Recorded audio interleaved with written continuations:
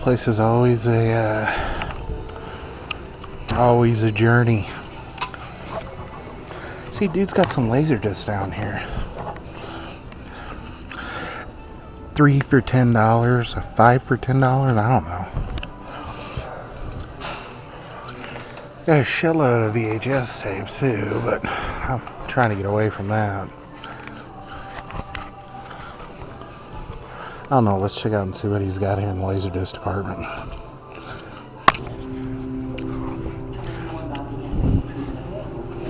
Coming to Duder's booth. This dude is stocked to the gills.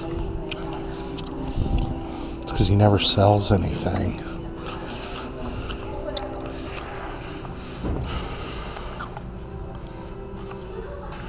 I'm so used to get my thrift store prices, or not thrift store, pawn shop prices, that it's ridiculous. I see Blood Omen 2 there. He's got it for $9.50. I saw it at the pawn shop for $2. He's got $20 on Metal Gear 3 Subsistence. That Metal Gear Solid 2 there, $8.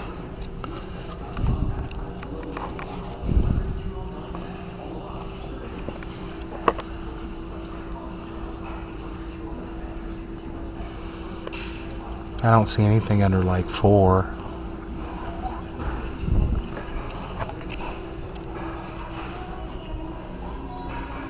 Here's where it gets really crazy. His loose cart pricing. It's got a Mach Raider in there, 5 screw, no box, for $4. Look, he's got Iron Tank in there in the box for $14.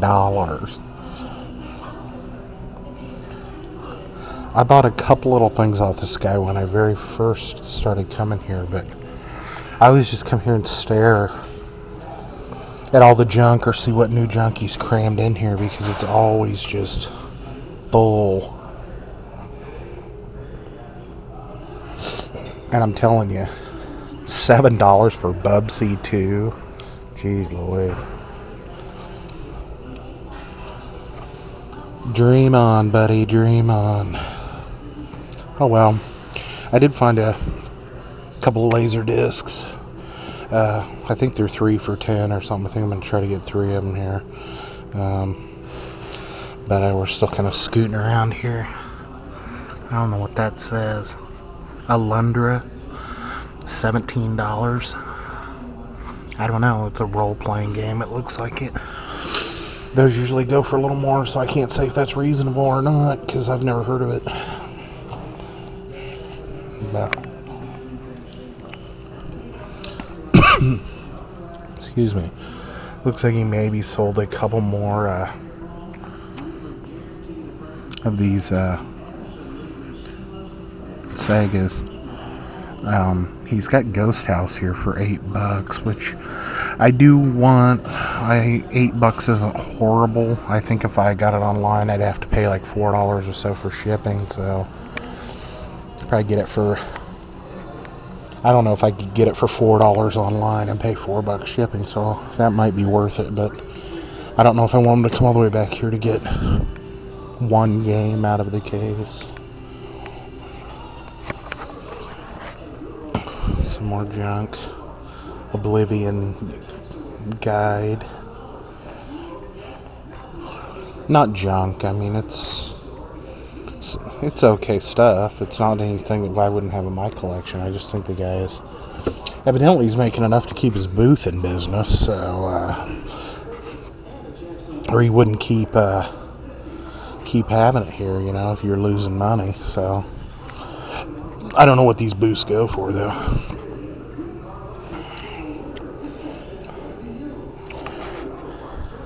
Spider-Man on the floor. Some Star Trek figures. This person's got VHS tapes and books, it looks like.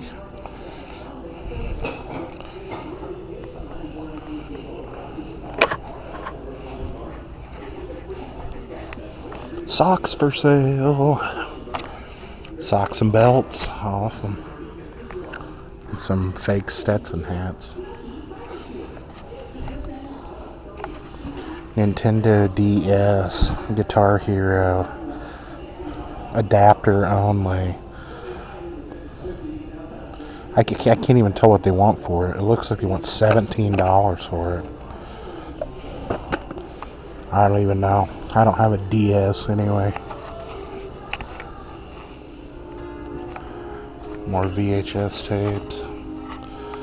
Sometimes you gotta like look, because there'll be like Sega Genesis games mixed in sometimes with VHS tapes, because the cases are wider. So, not that I'm some authority on how to tell you to go shop. I mean, this guy just looks like a convenience store, you know. Chips, Cheez-Its, cheese, tomato ketchup, cup of noodles.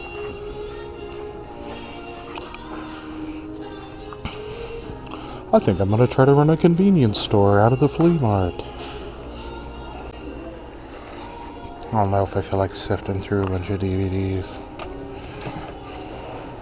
Saw 3.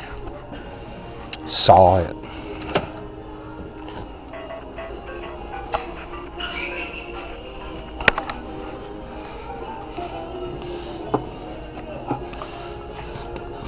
$2 from Major League Baseball.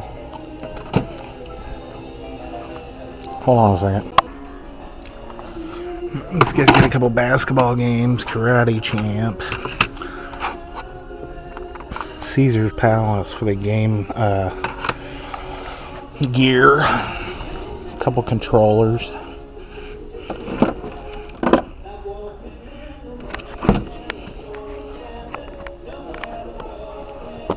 Nothing I'm interested in. Some women's shoes.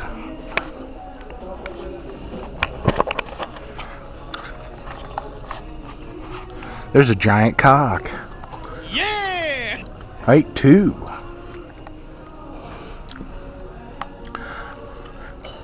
Campus Pizza.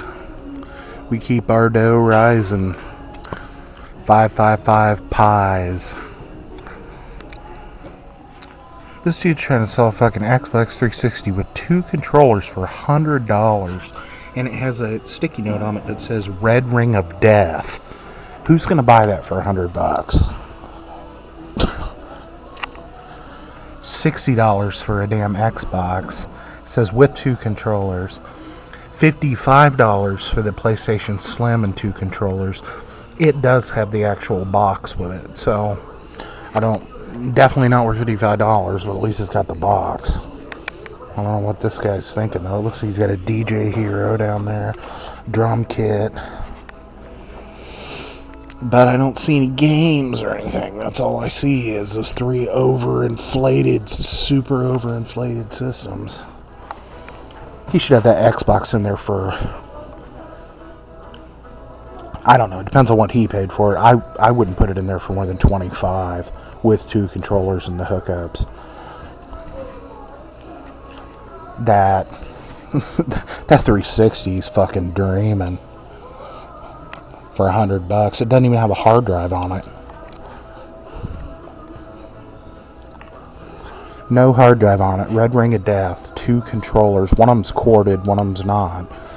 And he wants $100. That fucking blows me away. Oh well. He'll probably be here next time I come here, because I either that or he'll take it out of there, because I just don't see how he's in any way gonna sell that. G.I. Joe lunchbox back there. I don't collect lunchboxes, but it looks like an older one with the thermos. It's not metal, but it looks like maybe an 80s one, or I'm not gonna go look at it that close. Look at this. Here's another one of these classic examples of just shit thrown in there to the point where you can't even look in there. So, the guy's just wasting his money buying the booth because nobody can even look in there. I like stuff like this, like these little Little things like this. I don't have a lot of space to put stuff like this. $8. If it was like $3.50, I might get it. I've got a couple of these Easter Island type head things. He wants 10 for that. Knives. This guy's got a shitload of knives. Spring assisted blades.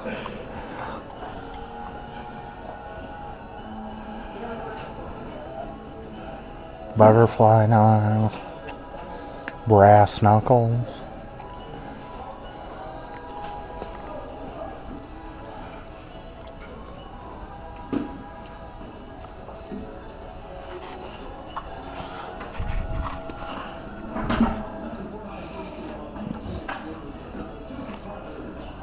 I used to kind of I thought knives were cool when I was younger. I don't really carry a pocket knife or anything, but I always liked knives and stuff. I don't really care so much anymore. Air pistols. Fart bombs, awesome. Fart spray, instant poop.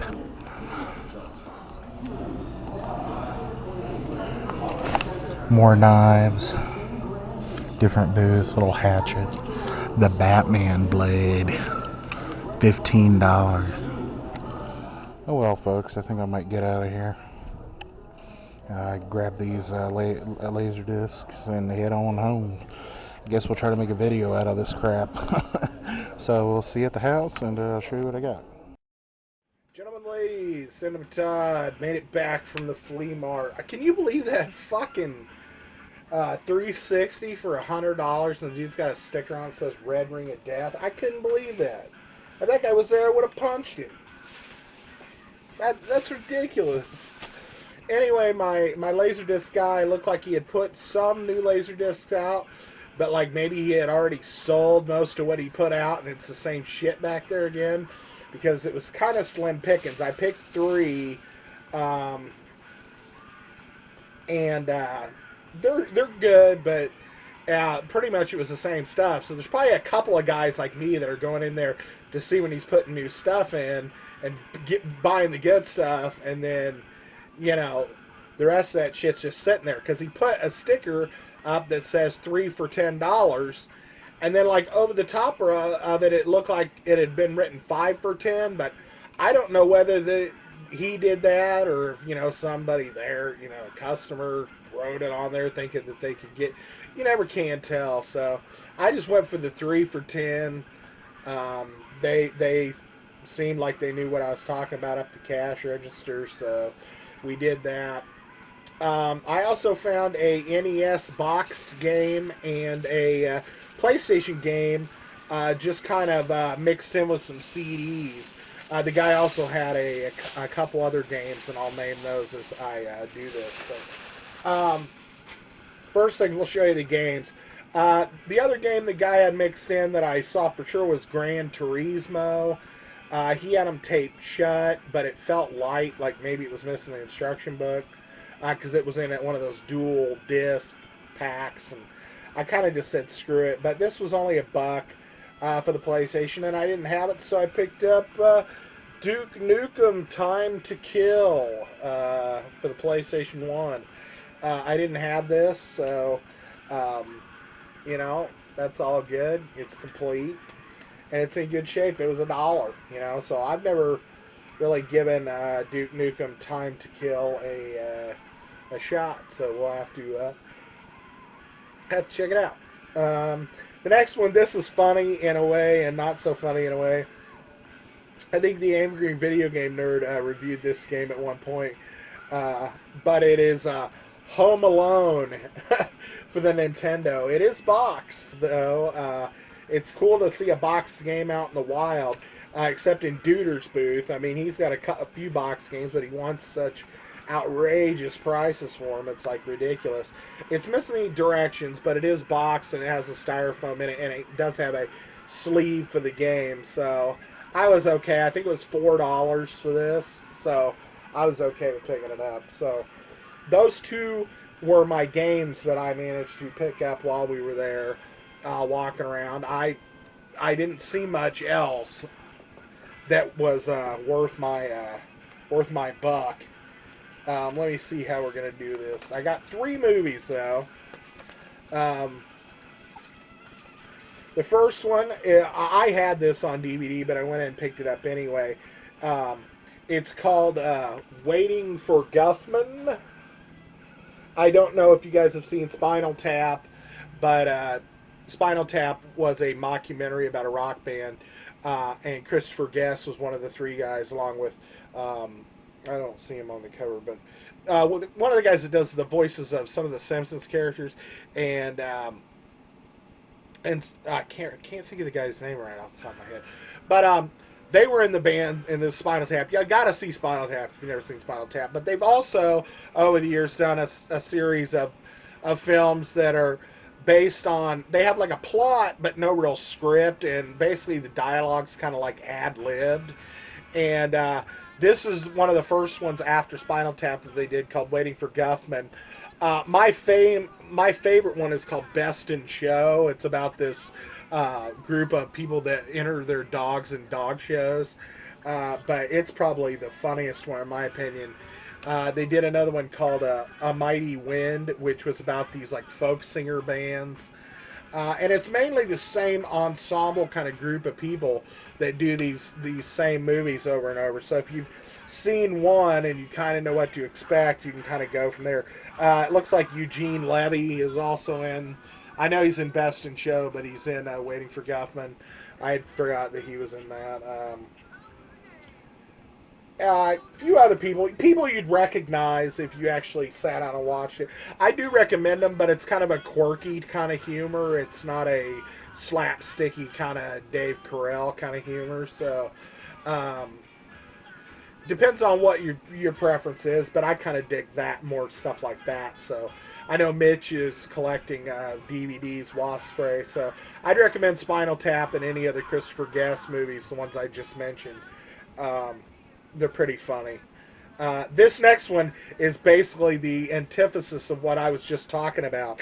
The slapstick, kind of overly crazy, kind of almost like Airplane or Hot Shots or whatever. But this one was one I remember when the Damon Wayans brothers, not the Damon Wayans brothers, but Damon Wayans was probably the biggest known Wayans brother back in the day. Put this out, but it's I'm gonna get you, sucker. I couldn't believe I saw this on a DVD, or not DVD, Laserdisc. There, it looks like Damon Wayans is in this, as well as Isaac Hayes, Jim Brown. A lot of guys are in this movie. Just a lot of big names, and it's kind of a spoof on some of those Shaft kind of movies and stuff. If you haven't seen I'm Gonna Get You, Sucker, I recommend that as well. Uh, it's classic. Um, I was surprised that he actually had this. For some reason, it's got a hole punch in it, and I've ran into some laser discs that have had this hole punch in them. I don't know if they hung them up or something, or why. I've got a couple, and I didn't get them from the same place, that have had this hole punched in it, and I just don't know why. The last one I was a little bit excited about getting, and I'm still excited about having it. But I started watching it, and actually, because of the high def format that they did it in, you got to flip the disc like every 30 minutes, and it got kind of annoying to flip it. After I got to like the third or fourth time I needed to flip it, I was kind of like, I think I'm gonna put the DVD in. But it's a classic. Everybody knows it. It's one of the first big special effects, realistic looking special effects flicks. One guy mentioned that it gave him nightmares on my Nightmare Open tag when he saw it as a kid. That would be Jurassic Park. This is the high definition letterboxed edition version. They also have one that's not the high def, which I don't think you have to flip as much. I think you only got to flip it from one side to the other. So, Depends on what you want to do. My laser disc does not read both sides of the disc um, in one go. I think somebody asked me if it did or not, but I didn't pay hardly jack squat for it. Well, I paid like $50, but I know they have some really kick-ass, ones that run the DVDs and laserdiscs and everything that are like $800 or something. But I'm not sure I want to go that far for this collecting these. I'm kind of fine where I'm at. But it does have all the discs. This kind of looks like maybe it got wet at one point because the disc sleeves look like they may have been a little bit wet. It played fine, um, but they just look like maybe they got a little bit wet at one point. And the inside also kind of looked like maybe it had gotten a little bit of water damage on this page down here at the bottom and on this page here, which is kind of just um, some other Spielberg movies and stuff that they released on Laserdisc that were Spielberg, like E.T., Schindler's List, Jaws, Duel, the other version of Jurassic Park, stuff like that. And then it had this nice piece of styrofoam buffer to put in to cushion the DVDs or laser discs. Sorry, I'm gonna call them DVDs till the day I die, probably. But that was the third one that I picked up, and like I said, all these were new. They have some up there that I'm iffy on, and I keep kind of going back and forth on. He has a movie. He has, I think, all the Die Hards, or at least he's got Die Hard 2 and 3. But Die Hard 2, the sleeve was a little more ripped up than I'm kind of wanting. So Die Hard 3 they have up there. They've got the Cable Guy with Jim Carrey, which is still sealed. I've seen it once or twice. I'm on the fence. It wasn't like a huge, like big, oh God, I gotta own that type of movie for me. And they got the movie Friday with Ice Cube and Chris Tucker. That movie's hilarious too. But those were another three that I was kind of iffy that thought maybe in the near future I might pick up if they're still sitting up there, or if they are 5 for 10, maybe he'll put a couple more out there that I want, and I can just get them for 5 for 10. So anyway, other than that, it was just kind of a walk around and see some different stuff there, see what we were looking at. And I stumbled across that other guy's booth on the ass end of the store from the other, from Duder's booth, which is on the far left side of the store. The guy that had the Red Ring of Death 360 for $100 was on the far right side. So it's funny because the guys that work there, those little like scooters, those little two-wheel little like push scooters that are mainly, you see like little kids on them. Those guys ride those little scooters around in the store to take merchandise back to the booths. This one guy zipped by me a couple times carrying stuff that he was taking back and forth. I thought that was kind of funny.